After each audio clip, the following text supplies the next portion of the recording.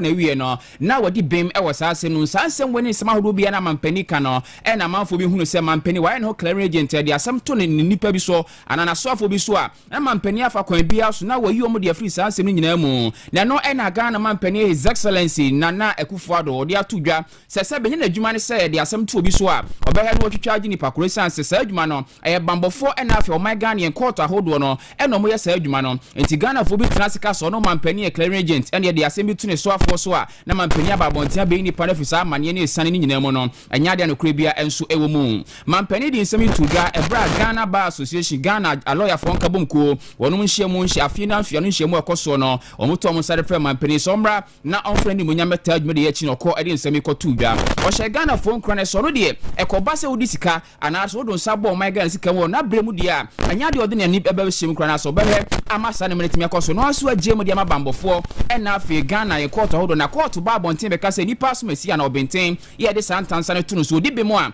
ono mampani asembe na oka oni hweka enti wa begina ba bia ka se mampani e clearing agent eno na so afo no o show mochi e mo ye de bone no na onim ne e wo kan to place again in order to take advantage of this occasion to place again once again my government's record on corruption for public scrutiny. It will show that my government has undertaken arguably the boldest initiative since our nation attained independence nearly 66 years ago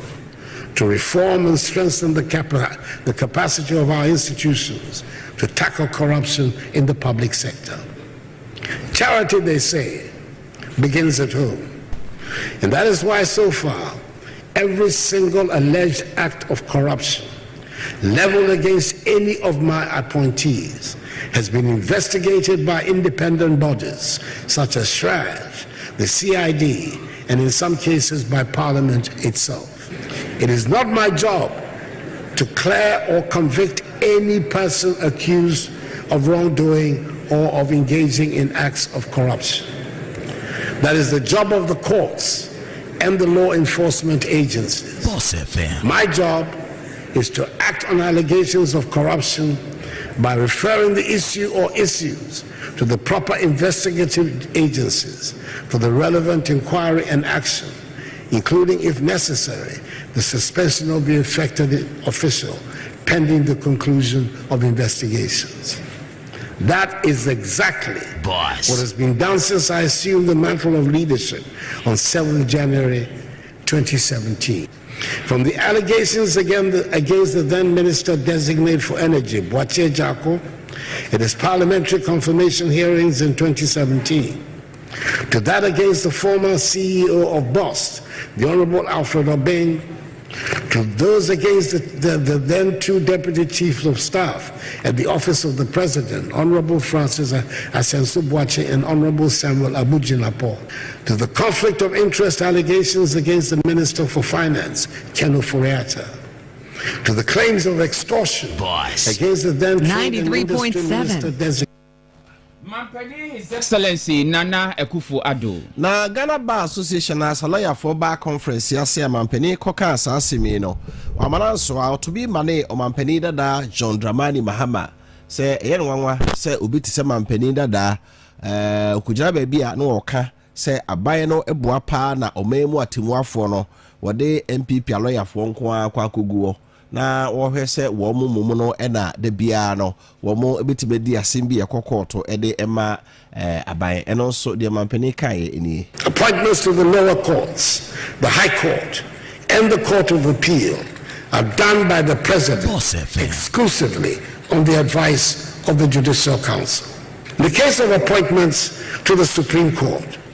because of its unique position in our judicial structure,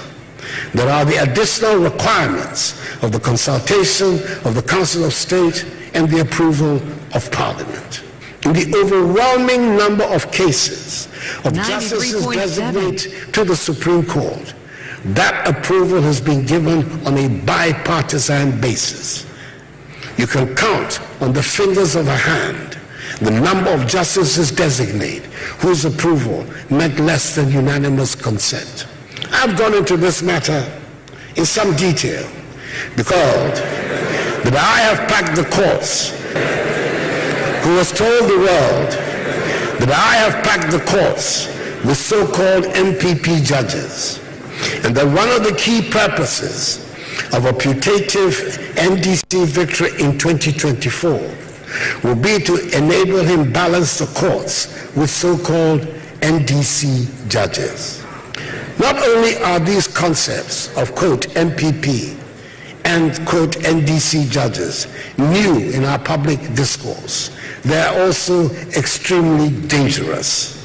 and represent the most brazen attack on the independence of the judiciary by an allegedly responsible politician of the Fourth Republic. When in some mampena na Akufo-Addo kan sa sema mampena da ma kan se wasesa MPP lawyer fo akogu court na ehu se Ghana ebeto aso na esa na sema mampeni kan no na amema lawyer fo nkamo ko Ghana Bar Association omonso akaseti amampeni se sebe Ghana Bar Conference lawyer fo hia eho no nya amanyosem se de atimuafo ne lawyer fo omodwuma beko yie no eno wasem no koka ti se mampeni begina sa apa no so na eho eno wode be ya amanyosem se de Mahama akani ntini se Ghana fonso obi otesa so ya opreso beba be Ghana mampenia na ode Ghana Bar Conference mu no be ya amanyosem a omo aloyafo nka bomu ko no omani 93.7 ye de ani kiremo e wo my Ghana processor dominimo na nanse asem aba processor dominimo fire abugri na bo recording oye for eyemonimsem na nyame adom a enne na mpanifo mnete adwaso e wo mrahye fie mu efre yewura abugri na bo afiewura COP George Alex Tete ena mpanifo mi no omoka ne ho ena afi yewura COP George Akufo-Addo Ampare ono na prosipani pa se obi a bon fa na lawyer nimra na asem ne siti ankasa no obi amra mechirem ye we de ba kukuwa mu a emma TV suma ye nyina hwe bi se na efe di kan no eba ma ye nyina ye hwe bi no na enam so emma panipa yo no ena Imani Africa oda ko ya no Ghana ha yewura Franklin Kujo e de atu dwa se sa record ye ba bonten ye ne nyina nya bitie no ebra prosifo yewura COP George Alex Tete betena ho de tu dwa se obi anim se yewura burgi na bu na record ade na so da bi na de no kura mu pa ne se yewura COP George Akufo-Addo Ampare ono eno e prosipani pa no ene sha da bo pa e de recording ade ma yewura burgi na bu se je na prosifo no komo bi om no bedi bia record na fa breme na manya dance de de midjuma enti obi kase bia burgi na bu ana burgi na bu gana aka so no na record ya na eboa enye ni tumi eno de record ne mom yewura Akufo-Addo Ampare ene share no bobo no pa ema oye sajman enso edema no na no ena yewura Franklin Kujo yo no ena Imani Africa odan no wode atu dwa se ko ba se nyame ya adom ene abayekuo hia kokoa mu na se yewura Akufo-Addo Ampare kwagitum se no kre ono a na sheda bo pa ma bugri na bo record ade no a obebo ne sem de ama yewura Akufo-Addo Ampare ye pa san se sa na mo na otu ese no kre so na record ya be ye hu ye pa nenso e ade ababebo ama Ghana de ekoso president dominimo no yenso ye te ehun sem de yewura Franklin Kujo yes. Yes, you can granted that is true. Isn't it sure that the IGP is more intelligent than you? That he knows that there are people like you who are very dangerous elements who must be kicked out of the police service, and he's achieved his aim. I'll clap for him 100%. If he was the one who is actually being, it actually shows that he's super intelligent, more intelligent than you, because you, as soon as they put it. As soon as you met somebody, they started singing like a bird, saying things by heart. It doesn't show that you are even intelligent. If you are an intelligent officer, 93.7 and not on Mokasa as if or Numusa or Choba, Kasa by heart. Whoever said he wanted the position of the IGP. The conversation on that tape, any sensible human being with some level of dignity who wants the position of the IGP cannot be talking like that to just anybody. Yewura Franklin Kujo ena yetenin kan na yefri ona yenko kwawdo yo masori ese omemu Bank of Ghana amrado dano na dwuma bi a waye ne nema bi a oma dwumakuo na bokenti NDC amanyukuo ne Occupy Ghana for na Occupy BOG kuo no omo aka Bank of Ghana soye na wakoye chirechire rad Dr. NS Addison na be de chirefo mi no da Bank of Ghana no omo fo modwanto aposi for chese be bi on pese omo fa no omo mfa e ma asem no de akokoto ahye se busumi de to sudu nwotwe na omo frɛ asem no afi wati de afenu no so eka na no na amrahye yene ni ogina omo manfo ya omo ewo 93.7 Mahama Ayarga ode atudwa se omo de ye kire omo koye no omo nsuro se bia aposifoɔ behunahuna wɔn ne mom sese wɔn twe asensen na wɔn ahwɛ sɛ asɛm a ne aposifoɔ de akɔda court no wɔn betimi akanti nyame yɛ adom a yɛkyɛ na ma so bosome nkron bosome du no October ne de ɛtɔ so mmiɛnsa ɛna wɔn bɛyɛ yɛkyɛ ne nyinaa ne sɛ mrahyɛbadwafoɔ ne aposifoɔ wɔn adwentimi nkɔ bɛnkrom ɛfa baabi a wɔn pɛ so wɔn fa na mmom ɔkyerɛ sɛ wɔn NDC-foɔ deɛ aposifoɔ kwan yɛ ɔdo wɔn fa so wɔn ne nyɛ wɔn fi sɛ wɔn ne aposifoɔ koraa akɔ kasa sɛ neɛ sɛ baabi a wɔn pɛ so wɔn fa na aposifoɔ mpere so wɔn sisɛm kakra na wɔn amɛn baabi a ebitumi asi amanfoɔ a wɔn wɔ nkra kuropom kwan nso ne nyinaa mu no asɛ aposifoɔ mpɛ so dwa no ntwa wɔn anim na wɔn kyerɛ sɛ wɔn deɛ aposifoɔ ntumi hunahuna wɔn yɛkyɛ ne deɛ kwan bi aso no ɛbɛba so. Our law simply says give them notice. We have given them notice. They said they had issues with the route and the termination point. We oblige, we've come, we've discussed the route, they agree with the route, they disagree with the termination point, but the law doesn't say we must agree on the termination point. And we have given them a termination point that we think that every, reasonable person will accept. But the Ghana Police Service, they cannot tell us where their so-called Bank of Ghana security zone terminates. And we told them there that we don't want to come outside and tell Ghanaians that you, the Ghana Police Service, you don't know where the security zone ends. But if you force us, we'll come out and we'll tell Ghanaians. We don't need protection. Nobody has threatened us. Nobody has threatened any demonstration. Since you've been covering this, has anybody said that he is against the demonstration, he will come and attack demonstrators? Nobody. We don't feel threatened. We don't feel threatened. We're not asking them for protection. 93.7. We're only complying with the law that says that give them notice. Mama Yarga, Unyamfui, Central, Mrashabajani.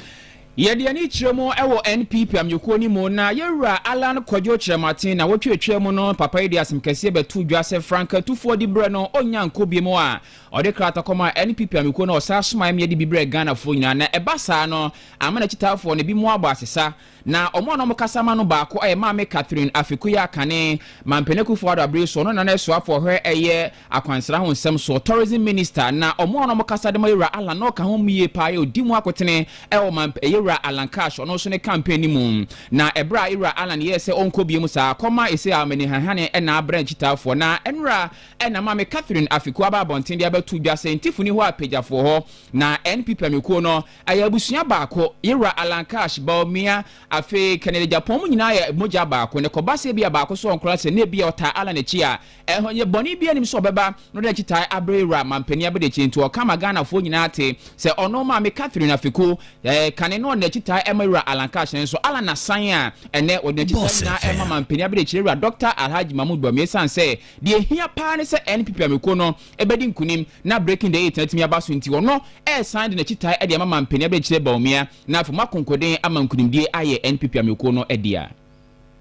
menne empanimfo edi nkomo mada Madrid, Miankasano, me some party, but I have to make a decision. And I throw my support, my energy, my talent, everything to Dr. Bawumia. I have decided to use my energy, my talent, my speaking skills, and my personality, and my tenure party. Semi hundo, mesumi wadom, semi so webusi omuto aba. Ti nyina yebekwa ko boa. Na party no enyam kunim. I have given it to him already. The party must stay in power. Ghana. You have to realign your thinking, and as a leader,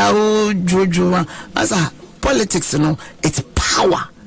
to me and the year pray. So 4 contestants, they are better than NDs. 93.7. And in my humility, my holding a support. But for Jobinyano, but for now, I am most needed to ensure we clinch victory. Na Ejumayano Abayes must stay in power to continue the good work. Maame Catherine Ablema Afikuya ono na na oyeswafo he akwansra wonsem so eni se odne titai ediama yewura mampani abede chire Bawumia ye free NPP mu ane de ni chire mu ewo atoye mantamu na asemu esi ewo shama eda memenda ade achi kwasi adaya ya atopa ye de pa ya boy bi kasa ye ema nipa bese ensia na ahro mo kwa ewo kura ne din ede anto aboso abusuafo ya bo ho amane dada na enam so ma panipa yo no na akogya ma no of baton pesu aso ye mrase dwani wo ho ye wura abankwa eye ya Frederick ede atudwa se ebra so se Ghana se kobasa asem bi sina asem nya asem papa nipa bi om ho bebom bia yetwe oma so osa akwa no so ne senti ni se ebra pieti de sie afi etwa mu no February busimu ni ano empanifo ba abonti ne betwa ma so ne jeso ato adwumaku nso na ho ahwan yetwa bo ato so ne no ya hyadanti hu bibia bi mu enti ama obi ahu tikoba asa adwumaku awdo de saa to pae ne dynamite di dwuma no obi amfa nhye pa ngu akwan so ne ntire nam so a ama saa se mu asinto no myamfo ahenkwa ya Frederick de atudwa se Ghana ye ntuo na nsuo na asase mbisi na ya ntwe nipa bi aso ewo mu a ebi mu nsuo ade mfiri koba saa no de bia no ebekọ so asi a emfa papa emfa emre omen de bia asembeba ye bobo hu a di hu nkoma emframa fa so a na eko adekro na de bechi na asan den asibio. But how can we be that reckless? Assembly no omuni royalties omugi from those companies. Se wu kwa gi royalty afro bi wa unim ni pano ni suni ni baya uji ni siga. As for the revenue, they will go for it. Uji revenue nusu ya sa ni oma na omoye no nkitinkiti assembly ni supervision ni omamunu ehu tuo na ya yeji no. Na yese sika na yeji no kura no yenye sika no so adwuma. Na ebra so se issues say sia. Nipa stakeholders wo ho a sese nkomutu anamo bilum na saa nioma we ano ebra se no. A hard time say you starting us out for no your mom face the law because amount for negligence any or more recklessness nipa ni ye wiane say but I didn't show binsa any na who can EPA and supervision and on my any other organizations are or more in charge e dia na mo and on more tua yatna sia masadi we asi 93. Yewra ahenkwa ya Frederick ono German no for about one person so mrasib dwani kasa wie no na ba pani ono na tro edema CP pamyuku no Conventions People's Party mame nana ya dwanto anso di tudwa se uhwemu agana no ye waso bi wono mu a de brenda omo so ko omo nya adwuma esan sade bi efa no ho senkotu ho na mo no muntu ye konam so na asasem kesi a afi na pani abɔ ne tie no atu kuntunkuni no omo aba na my condolence ya de ba chichira busuafo re no ano no na omuntu ho na mo bi nti Ghana ye mamra ne nya adwuma ne ye ntwe nipa bi aso. If you protect your friend is saying these chemicals not very well and ya dia ubenhu what has happened protect it well certainly no nsanyama we besi ni nyina so ye rules and regulations ene mra ye dia ma wo so mo fanye adwuma sa ho wo be ye adwuma we ye krom ha ye treat wo mo se wo mo ye different niema bi wo ho a o mo hwe so nya enni mra so na o ma fam no mo ko na o ma ye de o mo pe na o maja wontimi nya niema ne bi ekoso wontimi nya no ba bia wo ahoho no mu krom no ko wa wudi mra so ntine ye se Ghana for wa breach their discipline emra abachew we say ye bewie nadmo aduru ho ono kwa ne niema ye se nadmo ne niema kura nso adwuma no kura wo nipa wu na afi na de relief items eko relief item do was a mattress ne ho mo adwuma kura Aces Dental Clinic semen ka say bomodi abra na se how bia no omehwe obi a o se o sekeka no omo ewo braces bi o de begu sene so na itimi abo ama ase atimi atintim kama ama wo sene tu na apesisi fofora omo de omusi a utimi yi na wo twetwere ho de ahye ho ena wo de si so a na osi no afebo se osi no tokuro beda ase o mefele ni nyina ama wo na ama ese na ntu antokora osi no pitwere osi ne fimfim wo a nyina obehwe na wo tu ase ama wo wo apese e polish osi no na ye fita se sukyerema no nyina afo ani kyere Aces Dental Clinic o me dental screening ema enweku school asore ne fan clubs how do from a ebra mo hia obeba na obehwe obia Aces Dental Clinic ewo Kumasi de chemso wo de chemso a busase kane na he na health insurance for no no abrosanda da no mu no ho ene o wela star wa abrosanda no second floor room 12 na bi hom oye dme fidwa na kopem me da pa no wo twe kopem anwumre no num ene om kasa 0242 735697 0242 735697 afi 0551 309512 ni what scientific clinic and diagnosis service of tenimo womb and penis repairer also ba awode ene ne ho atoche mabra obe ha wona wa ba no awa tu ovarian cyst eno ebe ya hawa enya de obetimi kura to kosua ena be ma no hia yinsen apie fibroid da we bi hia so onyem enso yinsen afia won bi won so amchese bi ane froba ibi ane fribe ma mo mieru nyina mo nka mo mra na wo hwe be ma sisi anu agye mu bema no ntimi enyina so eye won kwamo so ntimi ngo ba nyina obehel so kidney saabo no ho tochima uni ahode won cha asase brebo hepatitis A B C D and E saraso na typhoid cancer hypertension stroke ya de bia aka ho bia no for the chair new at scientific clinic asoe kuma asibo ho mu atonso mo na akọ junction woni ada siru abak de nhwe mu we yedme free wana akọpem me da no pa no so ne fa akọpem me no sia enkra wo Futurama dan mu ebe golf filling station na ene NS chemist de nhwe mu also yedme free awada akọpem me da no pa no so ne fa akọpem me no sia ene won kasa 0244 087 687 0244 087 687 afi 0279 087 687. So Gilgal Word Medicine International D4 Isabona, the spiritual professor, also just say Modia Bra na Udu Gilgala ubemuni how be a down so now the day akufie Gilgal spiritual soup why or sipibito na udi gari bebo ho ban amo how be anso male oba warrior catch spiritual marriage ho sum bi na warrior odwuma sem suka sem da yeso shebre na afei oda yeso mu nyina no furniture ade bia ya busu nya pade a wow de ade si wona hu akira kwan no obekire wakwan akira kwan na so hu ade abobra yona akira kwan ewo medema Abaz Junction ene woye omuni mpai bo bana efra no pa no chekop me wi adon ko me na woye counseling efri wi adon ko kopman mu no sia kwesi ada mo so fra na pa no kron ko wi adum ye no mpai mu na enkra we kuma meduma Junction dan chen meduma Abaz Junction dan chen enkra so ka so transformer I also ye counselor ho ku ada bi free anopa no chekop me wi adon ko ene nkasa 0556 90 0042 0556 90 0042 afi 0592 711171 just send fashion house you send center papa nyina pursuit atade na wode kodina wedding party engagement program bia no mode abejo de saranso na opa jeans kaki belt kwara ne ma atade nyina ebuso watch ko mu ade opesua Prada Milano ho Georgia Armani Gucci eni afoforo afi opa t-shirt mema de Tommy Hilfiger Polo Versace Giant Saratoria nyina obenya bi atojo send fashion house kuma ase city mall oho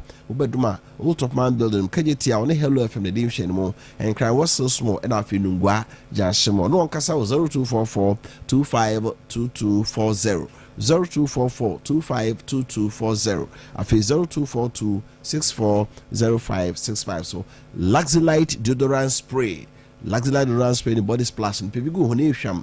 utwemu abonso bia twanani physical spray no ano den remember the storm legend and afi run wild e mother the obsession instant crash and mademoiselle temptation so ba na be med gun ho na body splash no de enyasem keto akra the moon nyina bon se otade no na pampan a ehwam no gina mu nyagro fda fo agiatum pebito and never cosmetics adum possible and ziwe ewo adum a life seven body ewo dotamensa na fe chana mode okumasa inside and enkran na apaduro to a omo first floor Miss Anoche Plaza bosan ne presidential plaza dinkre ni wadum he ya from 0240 152204 0240152204 afi 0248315258 Dr. John and Lord Bam and Lord Superba honambia na yo ya honamina yo ya apostle sia de sabro nyina onya Lord Bam beto ase Lord Super so nya samra fa dware na honamani ya de nyina bedwane Lord Complex Capsules tukoko ase and Lord STD capsules so syphilis ni gonorrhea na mu ya de nyina bedwane omam do so ne ba so bi ho etifo Fred Dr. John 0244 081022 0244 081022 afi 0244 093270 Best Deal Shipping Company Best Deal for and cow say one more aya crowd so near maybe a free call London England which may move from Obafia Beji no packing in our camera no de akwa ya kronsem or me door to door delivery we so the near me free brewer catch and say on farmer Best Deal Shipping Company for now te ya no the wadi and so sem and on makasa 0241 961165 0241 961165 afi 0277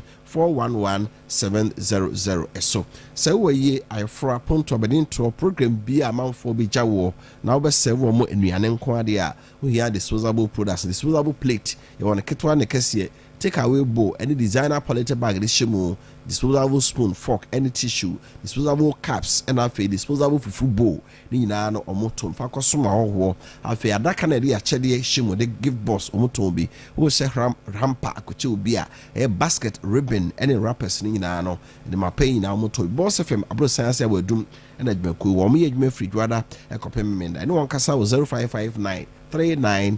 2910 0559 39 2910 Jamprantu bi abo ama nipa bebro ha ene adunum na ahre wo monkwan osuframa yam friend tropical storm Daniel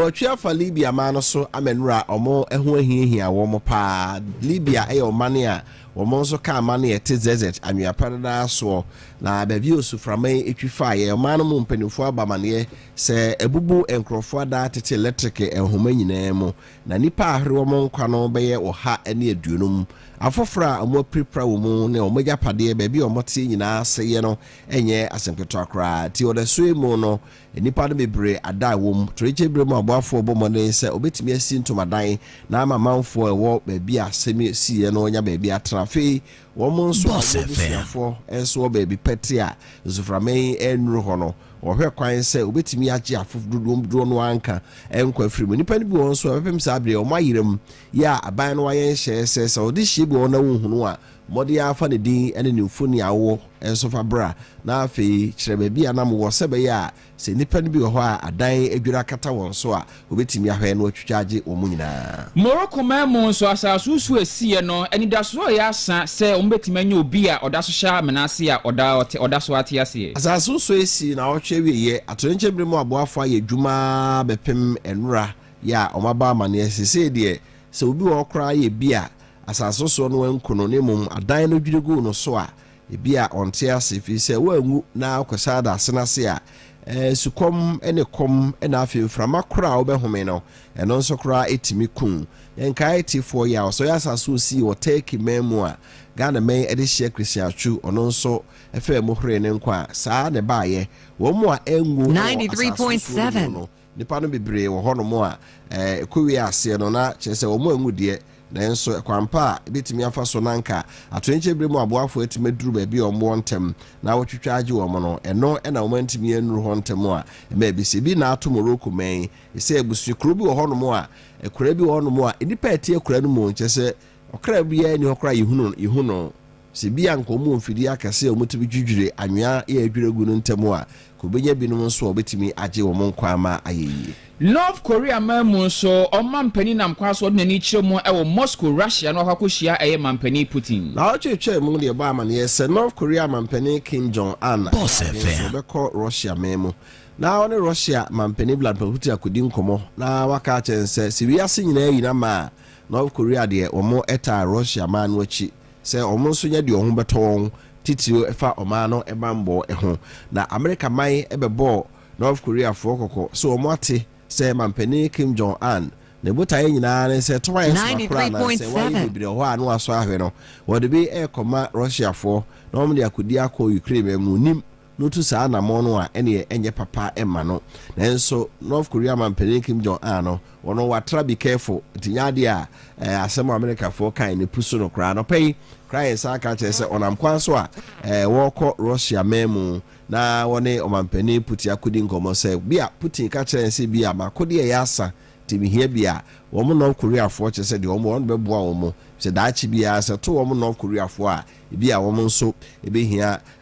Russia manambo na omampani Kim Jong Un eye North Korea mampani ontentu kwan omaya obeti kwan baswo no no hunu so omaya no mu mpanifo mu don mu ta na chi pa bi so no America fo nya no a hwe ade ombe no nya agro ono no mampani a otukwa akoba bi a sebe ade nchi ode ni mobile toilet ekọ oba hotel na ba bi abema na da no sebe peso okugu nsuo peso okoye ne hu yi a ono nyusu hotel ba bi obeda bia fi se America fo CIA fo di ntente wi asia mampanifo a America fo no omo nka no se Saddam Hussein mu abreso sama bela de mu nyina no omo tete hunu ba bi akotena ya na omo akope hunsuo se bia ugu nsuo ana uja na ne akoso awe hunu se yade bi wo ho ana na yade na timi otima mo se yade we wo ho yi acha bi abemfie mienu ana mfie num ebekun na North Korea mampani nim we ntino otukwa akọ baabi a ne mobile toilet ka ne ho onya sebe jana na ne dwuso kra okurum ho ne bi asia efu abepe akohuru yade e won ho na omde ho amane akọbọ America bai Yekwo America mamu nso amampani dada Donald Trump aka kire court ba ko Georgia mantemu se won hwe na samankrata de abre no se ompeso obegina mampani bi no mo ni nyina ntum na ocheche mu no na Georgia mamu adehye bi omoto aba e kire se eniema amampani dada Donald Trump yeye aba omoto na fempemi nu aduonu ya odi enkuguo nenso antiase a na chitafo call America mrashabodwemu na womkoye basabasa sabre asem no wo court no ntino oye mampani a wamfa America mra anya adwuma so bia obesai se mampani bedi ade a o kan tam din se so mana memra constitution de dade de na bebo ho ban na wa se de adwuma nenso omo kire se Donald Trump ya to aba to no kire se wadi nkuguo so wonte ase na akotwe gu Twitter so se awiem atia wo chitafo nsori wo munye dede saa niema no na nipa be nsia omde akoda Georgia District Court se mampani dada no ontimi mpre mampani adwa benyi ye bio enam saa no ye no oyeye no na enura Donald Trump nso skadi ogubi ti se ede ne court di onsuro kura odre court a no so aka che na lawyer fo se monko na asemkura o ya akro de abome no monko enkutiem na nura lawyer fo aye o monkrata e de akoto Georgia court wo ya Donald Trump so kire se kwadu ade abono no enye no kre lawyer fo aye kujiremu ama Donald Trump kane amrado ya no hwe New York Ponso Rudy Giuliani na afi Rudy Kenneth Spobro sa lawyer fo mienu na o maye nkrata ade akose asem oni pande abatia Donald Trump no enso bi anim eno nti court no emontungu wo ho kwan se mampani akonya omo preso aba no otimi gina bie na sede America fo pe no moto aba ma no nko ade a watimi edi nkunim na wabeye omampani ama ayeye kasebo no esi Yede yasidakase ma bonsa heba center omo wadro bonsra ko bites na manfo gia na eje wa kokko atena so ache me pa dura wo hia eye bonsra ko bites kokko tena so cha wo ho na oti pa wo se gagaga oti fa febu won mo na kire se wo ho ye ohene udware wie kro sha dware kro dware na ho ye ohene brana beje eye bonsra ko bites ni bi won so wani so yo wisi we hade wo hu ni ye ana so ba fichiko ni sisi so ba ma osisi mu ayemre ana akọ ba bi so a emu odin bi wa na moja nko ana ba ni nyina kokko sunsun so no bonsra ko bites na wo hia bra na beje odi drugstore ne heba show bi eben obi a ko ho na kwaka kire me sa wo pe bonsra ana pese otibi koton abra kumasi mrum na afekeu eho na kolinag dan heba misi eba ne tabia mu nyina ho no madudu obi ohia bia no nsa beka oban adum nso a bra boss fm ha buso obi aso pe boss fm fo abro sanya hunu pe owura mu ase ope eye bonsra duro ne be frobra sra owura fidi no kra so to ko kwaduro no na e baby e dia ma gina be na Fred Dr. Bu bonsra na oni no eni nkomo ewo 0246 441839 0246 441839 afi 0273 887340 0273 887340 JB Bako Enterprise JB Semicontrol say eye 3D wallpaper na opedi asisi wo dem abrɛ na ba eni the glue no dem akama wo dem be fepa color ni side design bi opebia no oba bi wo JB Bako asoye afi wall and ceiling stickers will be wo ho wall mirrors bi wo ho mu odu come free German memo na curtain blinds sani mpoma ni tie bia no eye single double na say 3 poni bia ni nyina oba me pa cho benya ne curtain blinds ni bi dia kwaso color ni size bia won sabeka comfort ani be chitin so ada so ani ememia no eno so JB Bako di bia ba fe JB alata samana udi be dware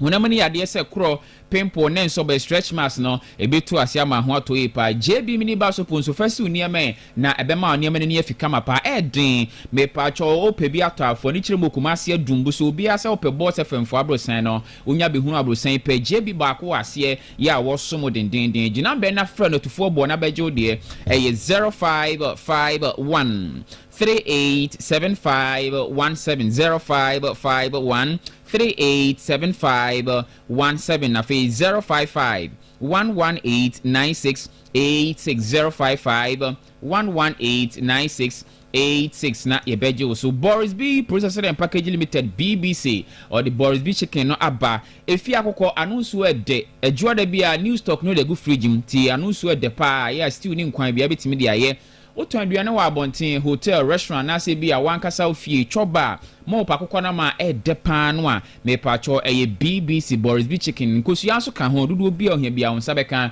ɛna mo abrofo nkra no mo nkra no so do mo aduane ni bia ba dodo bi ohia bia no ebenya bi edi ama braku ma se bantema ye ne press before so da die nim he santase round about so unity oil filling station in bo ho aso ase new market ni ye wo ye ne odotobri bank die nim he Fred Boris e wo 0544 444453 0544 444453 na ye beje so Finger of God Spiritual and Herbal Center wona mani sunsumu ya die bia fakoda papai na ontu asem from stroke, high blood pressure and prostate cancer, hypertension e hawa fako Finger of God wonsu asunsumu how bia onemo no papai ayekrado ya wo twan wasenua no wo mamponten kwanso ni OA Hotel ben friend was 0557